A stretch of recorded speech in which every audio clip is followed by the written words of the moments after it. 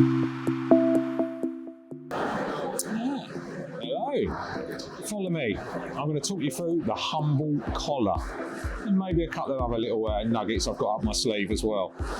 So the collar, with us, up to 160mm bundled cables, so that gives you a lot of scope.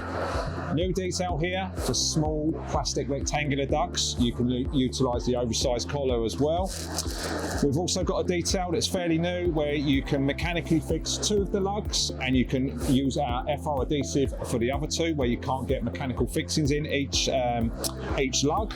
We have our collars up to 400mm diameter combustible pipes, so we go all the way from 32mm to 400mm, so that gives you a lot of scope on the job site.